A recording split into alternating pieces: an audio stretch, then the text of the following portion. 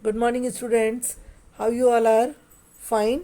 Okay. Today we are going to studying fourth chapter, materials, metals and non-metals. देखो पहले last chapter में आपने fibre to fabric पढ़ा था. उसके अंदर आप ये देख रहे थे कि किस कौन कौन से फाइबर्स हमें कहाँ कहाँ से मिलते हैं और उनसे कौन कौन से फैब्रिक बनते हैं. Now in this chapter we are going to studying metals and non metals.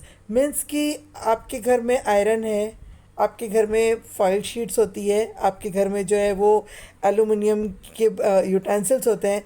तो आप उसके अंदर देख सकते हो कि किस तरह के ऑब्जेक्ट्स उसमें काम में लिए गए हैं. अच्छा, अब इसके अंदर ये भी है कि आपको ये जस्टिफाई करना होता है कि वो उनकी जो अपीयरेंस है, यानी उनकी जो वो जो जैसे दिख रहे हैं वो कैसे है, शाइनी है, डल है, हार्ड है या सॉफ्ट है. जैसे कि यहाँ पर आप 4.1 की टेबल में देख सकते हो. अब ये एक्टिविटी 4.1 बताइए. इसको आप ध्यान से पढ़ोगे तो इसमें ये बताया हुआ है कि जो अगर जैसे हथौड़ी है, जैसे आप ये देख लो कि ये दे रखा है. अगर आप ये नेल लोगे और इससे कील को आप करोगे तो कील दब जाएगी, लेकिन जो फॉइल शीट होगी वो क्या होगा, वो बिल्कुल सॉफ्ट हो जाएगी. तो कहने का मतलब ये है कि बहुत सारी चीज़ें ऐसी होती है मेटल और नॉन मेटल में जो थिक भी होती है और सॉफ्ट भी होती है. यहाँ पर आप देखिए physical properties of metal and non metal.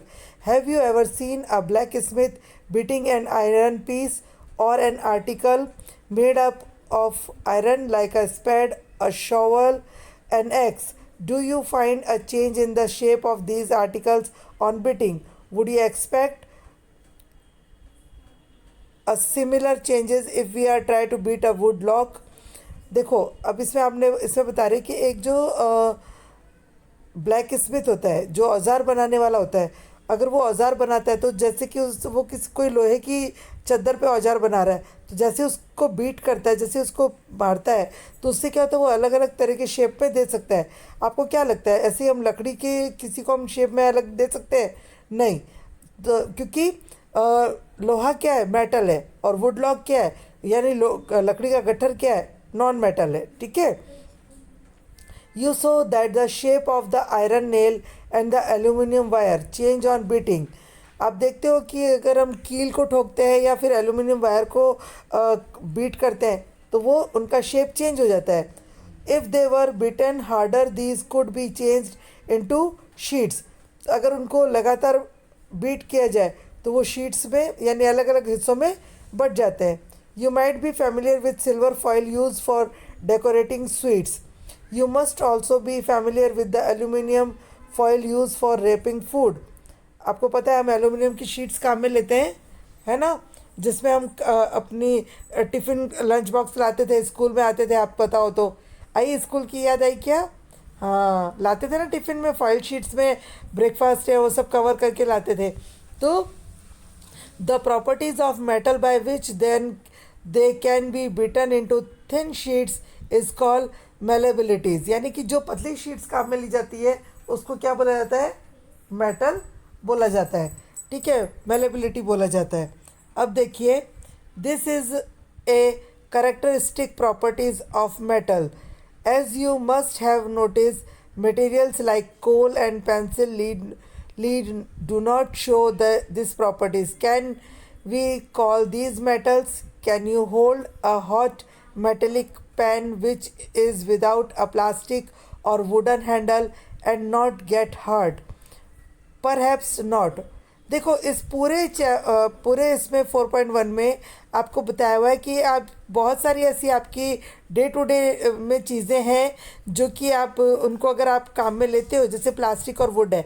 तो ये प्लास्टिक और वुड जो है वो आपको क्या लगता है अगर हीट करेंगे तो वो जो है उनको किसी शेप में ढाला जा सकता है? ऑफकोर्स बनाया जा सकता है, लेकिन वो मेटल और नॉन मेटेलिक में नहीं आते हैं. ठीक है. यहाँ पर एक्टिविटी 4.2 में आप देखिए recall how to make electric circuit to test whether electricity can pass through an object और not. You might have perform. देखो इलेक्ट्रिक टेस्टर, आप ऐसा एक इलेक्ट्रिक टेस्टर बना सकते हो. कैसे बनाना है वो यहाँ पर आपको देखो, यहाँ पे आप देख सकते हो कैसे बनाना है. Where do you find use aluminium copper wires? Have you seen wires of cold? Definitely not, है ना.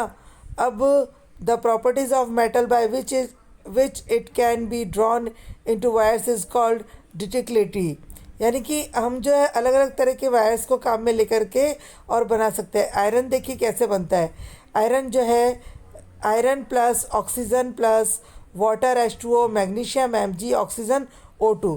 यानी कि यहाँ पे जो है since metal producing ringing sound they are said to be sonorous. The materials other than metals are not sonorous. After performing the above activities we can say that some materials are hard, lustrous, malleable, dusty, sonorous and good conductors of heat and electricity। बहुत सारे metals ऐसे होते हैं जो heat के साथ combination बना सकते हैं और हम उनको ढाल करके अलग अलग चीज़ों में हिस्से में बांट सकते हैं। The materials which generally possess these properties are called metals. The example of metals are iron, copper, aluminium, calcium, magnesium, etc. In contrast, materials like coal and sulfur are soft and dull in appearance. They break down into a powdery mass on tapping with a hammer.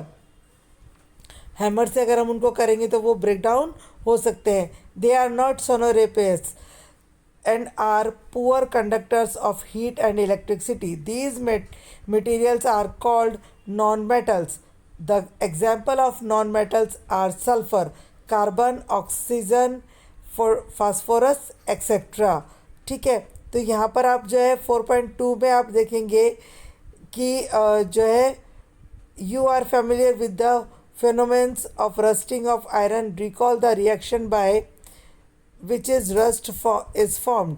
अब activity 3 में आप देखो, यहाँ पर देखिए testing of nature of rust. देखो यहाँ पर एक टेस्ट ट्यूब दे रखा है ना, इसको आप पढ़ना और आप इसको एक बार कर सकते हैं। Let us check the nature of rust form a result of reaction between iron, oxygen and water.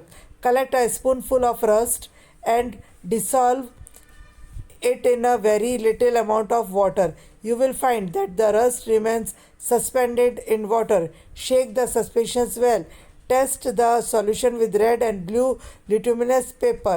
What do you observe? ये देखो, ठीक है, आपको क्या करना है, रस्ट को लेना है, पानी में डाल के उसको करना है और फिर यहाँ पर एक पेपर रेड पेपर लेना है और उस पर डाल के देखो तो आपको कलर चेंज मिलेगा। Okay, now when a copper vessels, आप ये जो येलो वाला जो है ये फॉर्मूला देखिए। When a copper vessels is exposed to moist air for long it acquires a dull green coating. The green material is a mixture of copper hydroxide CuOH2 and copper carbonate CuCO3। The following is the reaction. ये देखिए पूरा जो है वो moist air बन रहा है, ठीक है। Now recall the activity of burning magnesium ribbon. यहाँ पे देख लीजिए मैग्नीशियम जो है रिबन का बताया हुआ है, आप वहाँ पे उसको जो है डिसॉल्व कर सकते हो। नाउ एक्टिविटी 4.4, इसको आप ध्यान से देखेंगे, ठीक है। यहाँ पर आपको जो है वो बताया हुआ है कि आप किस तरीके से सल्फ़र डाइऑक्साइड को ले सकते हो और उसको रीबर्निंग कर सकते हो। यहाँ पे देखिए, ये आप इसको ध्यान से पढ़ना फिगर 4.4 को और इसको आप करने की कोशिश करना। एक बार यहाँ तक सारा पढ़ लेना, कुछ भी दिक्कत होती है तो मुझे पूछना। Then we will continue next for activity 4.5। Fine, now bye.